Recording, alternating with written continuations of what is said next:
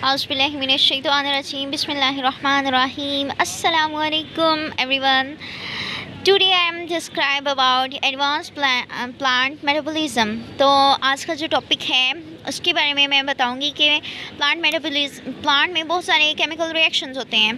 तो प्लांट में कौन कौन से मेटाबॉलिज्म होते हैं, मेटाबॉलिज्म क्या होता है। फर्स्टली सबसे पहले कि व्हाट इज़ मेटाबॉलिज्म। मेटाबॉलिज्म है क्या चीज़। तो मेटाबॉलिज्म एक टर्म है that is use to describe all chemical reactions involve in maintaining the living state of the cells and organisms. तो मेटाबॉलिज्म एक टर्म है जिसे हम यूज़ करते हैं डिस्क्राइब करने के लिए कि जितनी भी सेल के अंदर केमिकल रिएक्शंस हो रहे हैं जिनमें वो केमिकल रिएक्शन जो हैं वो ज़िंदगी को, उनकी लाइफ को मेंटेन रखने के लिए, सेल्स को मेंटेन रखने के लिए, ऑर्गेनिजम्स की लिविंग को मेंटेन रखने के लिए जितने भी रिएक्शंस हो रहे हैं, केमिकल रिएक्शंस, उन्हें कोलेक्टिवली हम कहते हैं मेटाबॉलिज्म। नेक्स्ट इज़ मेटाबॉलिज्म की टाइप्स हैं। तो मेटाबॉलिज्म की दो टाइप्स हैं, कैटाबॉलिज्म एंड एनाबॉलिज्म। कैटाबॉलिज्म में ये है the breakdown of molecules to obtain energy, यानी कि कैटाबॉलिज्म में ये होगा कि जो मॉलिक्यूल्स हैं उनका ब्रेकडाउन हो जाएगा और उनसे जो हमें एनर्जी हासिल होगी वो हमने यूज़ करनी है रिएक्शंस में।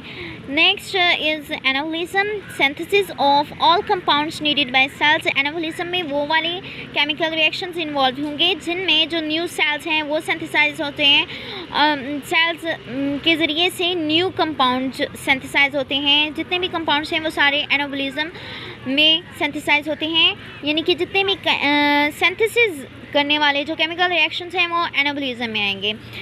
नेक्स्ट प्लांट मेटाबॉलिज्म कुछ इस तरह से है। Metabolism is the set of life sustaining chemicals transformation with in plant cells.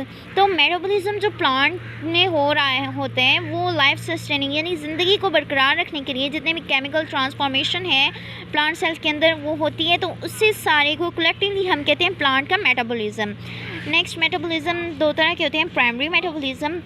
Primary metabolism comprises all metabolic pathways that are essential to the plant's survival. तो primary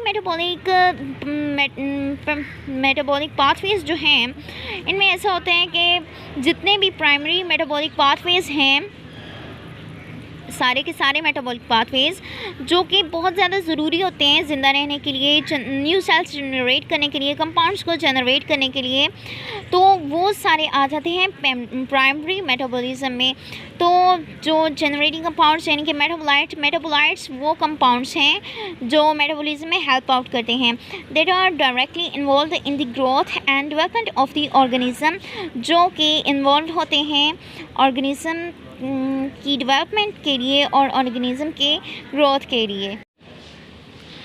then next है secondary metabolism. तो secondary metabolism produce a large number of specialized compound that are not essential to the functioning of the plants but are required for the plants to survive in its environment. तो secondary metabolism में ऐसे बहुत ज़्यादा specialised compound जो हैं वो produce होते हैं जो बहुत ज़्यादा ज़रूरी नहीं होते लेकिन वो चाहिए होते हैं, रिक्वायर्ड होते हैं प्लांट के ज़िंदा रहने के लिए। जिस इन्वायरमेंट में प्लांट एग्जिस्ट करते हैं उस इन्वायरमेंट में प्लांट के ज़िंदा रहने के लिए इन कंपाउंड्स की ज़रूरत होती है। Secondary plant metabolites are useful in the long term. जो सेकेंडरी प्लांट मेटाबोलाइट्स हैं वो बहुत ज़्यादा यूज़फुल हैं लॉन्ग टर्म के लिए और ये डिफेंस पर्पज़ के लिए यूज़ होते हैं।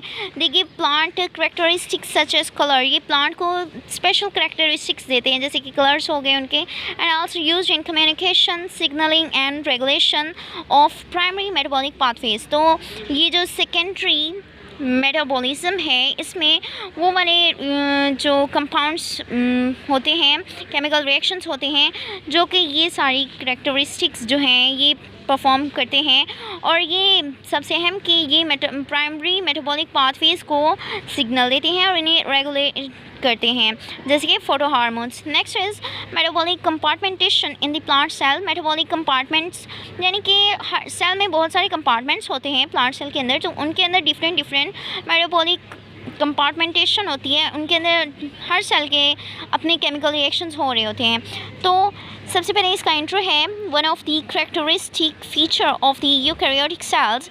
तो यूकैरियोटिक सेल्स की जो करेक्टरिस्टिक्स में से एक फ़ीचर ये भी है कि इस द कंपार्टमेंटेशन ऑफ मेटाबॉलिज्म, कि मेटाबॉलिज्म के लिए इनकी कंपार्टमेंटेशन होती है, यानी कि खाने बने होते हैं। And other cellular functions in different parts of the cells, और जितने भी सेलुलर फंक्शंस होते हैं वो सेल के डिफरेंट पार्ट्स में हो रहे होते हैं।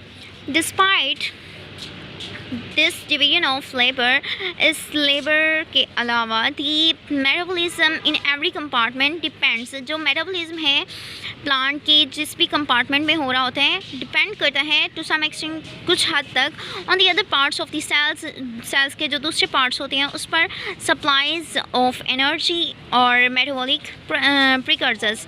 तो इसके लिए ये जो मेटाबॉलिज्म हो रहे होते हैं, ये जो कंपार्टमेंट्स में डिफरेंट केमिकल रिएक्शंस हो रहे होते हैं, ये कुछ हद तक दूसरे सेल्स पर भी डिपेंड करते हैं। दूसरे सेल्स पर ये डिपेंड इसलिए करते हैं ताकि इन्हें एडीपी की फॉर्म में एनर्जी मिल सके या मेटाबॉलिक प्रिकर्सर्स मिल सकें। All compartment rely on nucleus and cytosolic ribosome to provide most of the energy, it not all of their enzymes and other proteins। तो वो जितने भी कंपार्टमेंट हैं ये रिले करते हैं साइटोसोलिक राइबोसोम पर। साइटोसोलिक राइबोसोम क्या करता है कि ये एनर्जी प्रोवाइड करता है, और जो इसके एंजाइम्स हैं ये एंजाइम्स प्रोवाइड करते हैं, और जो कुछ प्रोटीन्स हैं, बेसिकली राइबोसोम्स का काम ही यही है कि इन्होंने प्रोटीन्स बनाने हैं, तो ये प्रोटीन्स भी प्रोवाइड करता है। अब ये कुछ क्वेश्चंस हैं कि इसीलिए हमें चाहिए therefore to understand how a eukaryotic cell works it is necessary to know। तो ये जितने भी मेटाबॉलिज्म है इन्हें जानने के लिए हमें यूकैरियोटिक सेल को जानना पड़ेगा, और हमें ये पता लगाना पड़ेगा कि ये कैसे वर्कआउट करते हैं जितने भी मेटाबॉलिज्म हैं। How metabolism and other processes are compartmented within the cell, जितने भी मेटाबॉलिज्म हैं और जो अदर प्रोसेसेस हो रहे हैं वो कैसे कंपार्टमेंटेड हैं, उनके किस तरह से खाने बने हुए हैं, किस तरह से वो अरेंज हैं। How they are all linked together and control, ये कैसे एक दूसरे के साथ जुड़े हुए हैं, यानी कि एक मेटाबॉलिज्म है वो दूसरे मेटाबॉलिज्म के साथ किस तरह से कनेक्टेड है। तो कुछ मेथड्स हैं, methods of investigating compartmentation in plant metabolism. तो कुछ मेथड्स बने हुए हैं जो कि इन्वेस्टिगेट करते हैं, जिनसे हम आइडेंटिफाई कर सकते हैं किस तरह से प्लांट में मेटाबॉलिज्म हो रहे हैं। तो नंबर 1 पे आता है सेल्फ फ्रैक्शनेशन, देन नंबर 2 पे आते हैं इम्यूनोहिस्टोकेमिस्ट्री। इसके ज़रिए भी हम आइडेंटिफाई कर सकते हैं कि किस तरह से कंपार्टमेंट बने हुए हैं मेटाबॉलिज्म्स के लिए।